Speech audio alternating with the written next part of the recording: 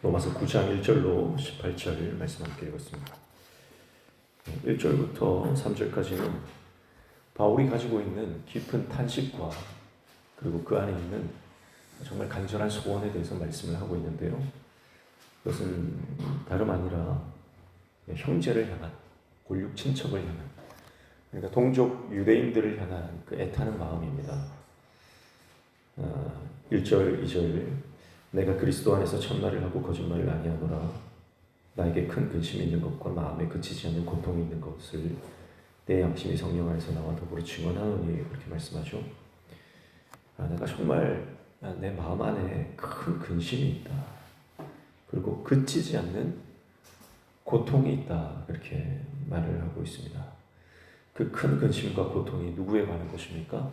자기에 관한 것이 아니라 형제, 골육 친척에 관한 거예요. 3절 보시면 나의 형제 곧 골육의 친척을 위하여 내 자신이 저주를 받아 그리스도에게서 끊어질지라도 원하는 바로라. 그렇게 말씀하죠. 자, 그러니까 바울에게 있어서 유대인들, 같은 동족 아닙니까? 형제요, 또 친척들입니다. 그들을 향한 큰 근심과 슬픔, 마음의 고통이 있습니다. 그래서 그게 어느 정도냐면은 그들이 구원을 받을 수 있다면 내가 저주를 받아 그리스도에게 끌어져도 관계가 없다는 거죠. 그만큼 사도 바울은 동족을 향한, 유대인들을 향한 안타까운 마음, 긍휼의 마음, 그들을 향한 사랑이 그 안에 들어 있습니다. 복음의 사람, 은혜의 사람은요, 그 안에 애통함이 있고요, 긍휼함이 있습니다.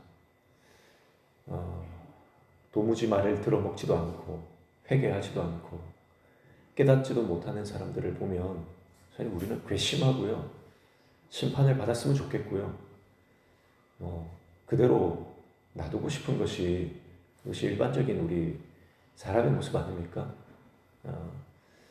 그런데 사도 바울은요, 그런 완악한 이스라엘 백성들, 특히 유대인들, 예수님을 모르고 복음을 모르고 깨닫지 못하고 여전히 율법주의 가운데 빠져있는 그들을 향해서도요, 절절한 그 긍휼의 마음을 가지고 있는 것을 볼 수가 있습니다. 구약에도 그런 인물이 나오죠. 모세입니다. 출애굽기 32장 32절 말씀에 보면 이렇게 말씀해요. 그러나 이제 그들의 죄를 사하시옵소서.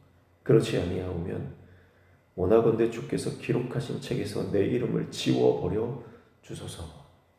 모세가 하나님께 기도하는 내용인데요.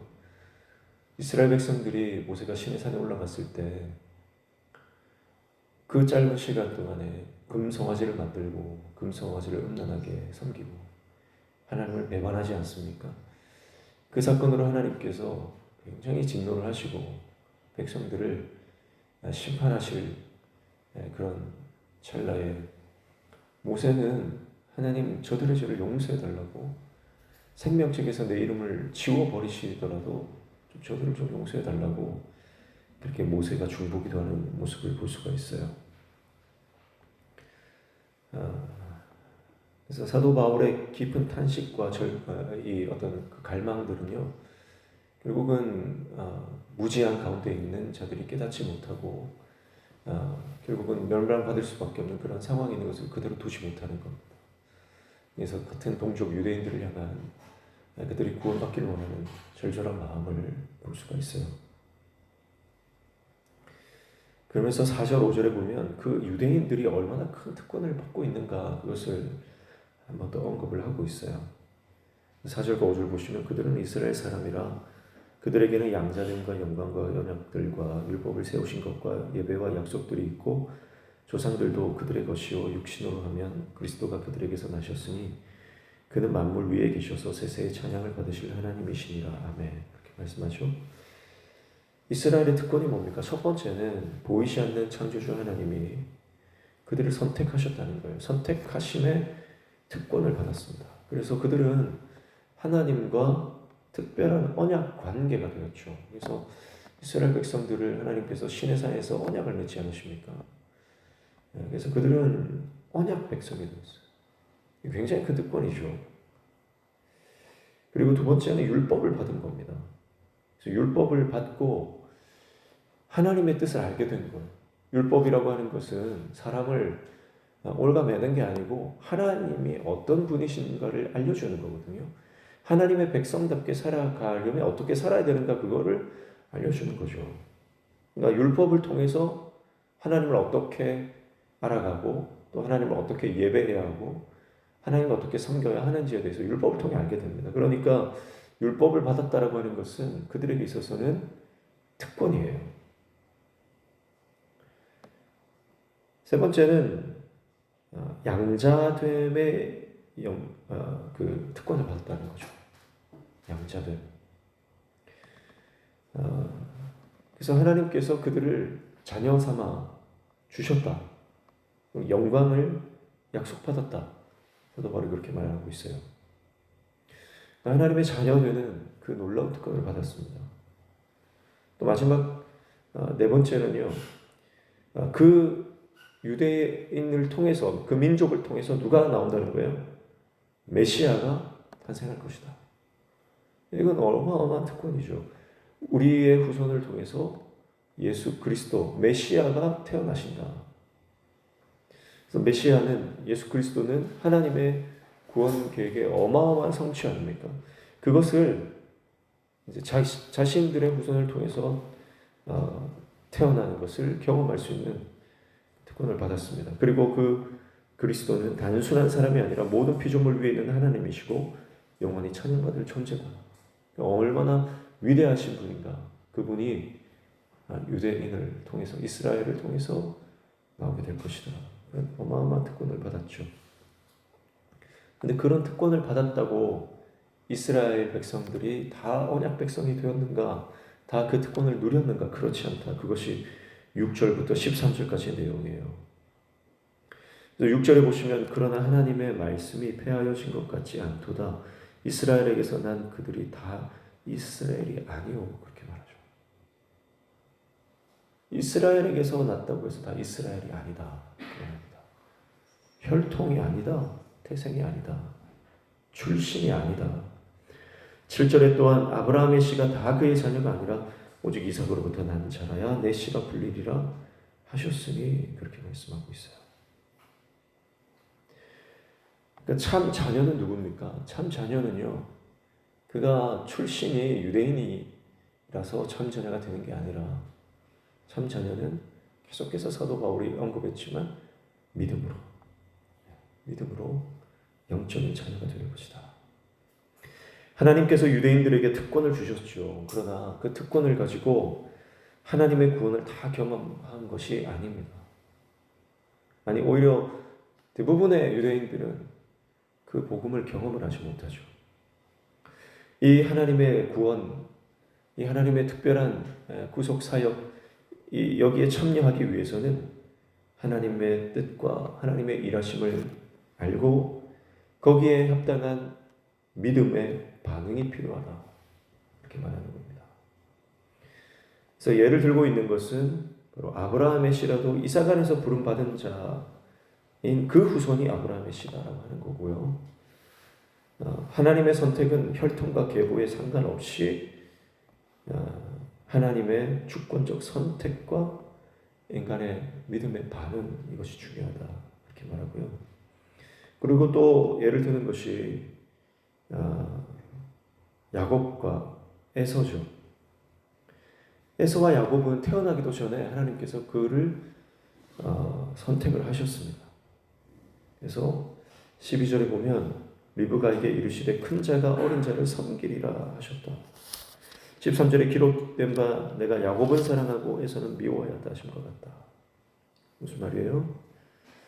어떤 행위나 조건을 통해서 하나님께서 누구를 사랑하고 누구를 선택하고 하시는 게 아니라 하나님의 주권적인 선택이다. 하나님께 온전히 달려있는 문제다. 그렇게 말씀하시는 거예요. 그러면서 14절부터 18절까지 그러면 하나님의 주권이 틀렸냐? 불의하냐? 그렇지 않다. 그것을 또 설명을 하고 있어요. 14절에 보면 그런즉 우리가 무슨 말하리요? 하나님께 불의가 있느냐? 그럴 수 없느니라 이렇게 말씀했죠.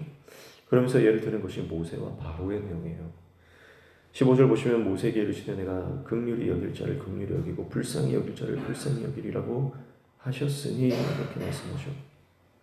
하나님께서 긍휼히 여길 자를 긍휼히 여기고 불쌍히 여길 자를 불쌍히 여긴다는 말씀은 하나님의 긍휼의 대상이 누구냐? 그건 온전히 하나님의 주권적 선택에 달려있다. 그것은 하나님의 고유 권한이다. 그렇게 말하는 겁니다. 그리고 바로를 통해서 말씀하는 게 뭡니까? 17절을 보면 성경이 바로에게 이르시되 내가 이 일을 위하여 너를 세웠으니 곧 너로 말미암아 내 능력을 보이고 내 이름이 온 땅에 전파되게 하려 함이라 하셨으니 18절 그런즉 하나님께서 하고자 하시는 자를 긍휼히 여기시고 하고자 하시는 자를 완악하게 하시느니라 이렇게 말씀하죠.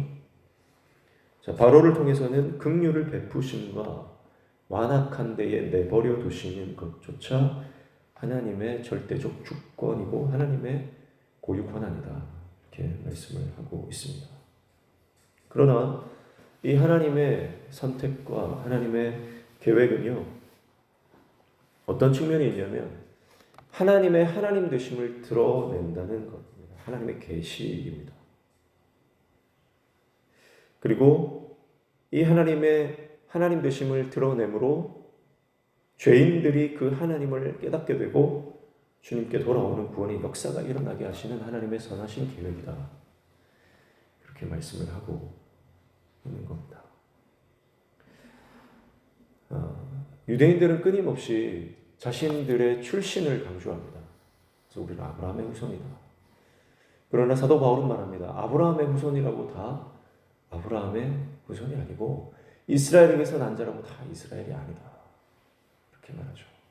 그래서 너희가 자랑하는 그 혈통이나 출신이 너희에게 이제 더 이상 특권이 될 수 없다라고 하는 것을 말씀합니다. 그러면서 복음이란 하나님의 절대적 주권, 하나님의 절대적 선택을 알고 그 하나님께 믿음으로 반응하는 것이다.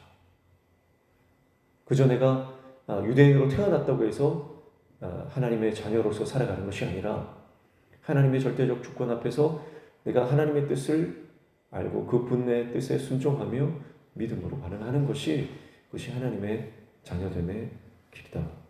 그것을 말씀을 하고 있는 거죠. 그러면서 사도 바울의 이러한 그 설명은 결국은 그 한 영혼을 구원하기 위함이죠. 사도 바울 안에 있는 긍휼의 마음, 안타까운 영혼 구원의 그 열정들이 그 안에 있음을 보게 됩니다. 사랑하는 성도 여러분, 오늘 복음이 우리를 긍휼의 사람으로 바꾸는 줄 믿습니다. 하나님의 은혜가 나를 애통의 사람으로 바꾸는 것입니다. 그래서 사도 바울의 이 눈물이 있었기 때문에 세계 선교에 놀라운 역사가 일어나는 거죠. 내 안에 완악한 마음이 들어있고 사람들을 향한 사랑과 애통의 마음이 없다면 영혼 구원의 역사가 일어나지 않는 것입니다. 오늘 저와 여러분이 복음으로 인해서 영혼 구원의 놀라운 역사를 이루고 또 우리 안에 눈물이 회복되어 이 눈물로 말미암아 죽어가는 영혼들, 예수님을 모르는 영혼들, 믿음이 아니라 다른 것으로 내가 내 삶이 구원받을 수 있을 거라고 착각하는 그 모든 사람들에게 예수 그리스도의 복음을 증거할 수 있는 하나님 종들 다 되시기를 주님 이름으로 축복합니다. 기도하겠습니다.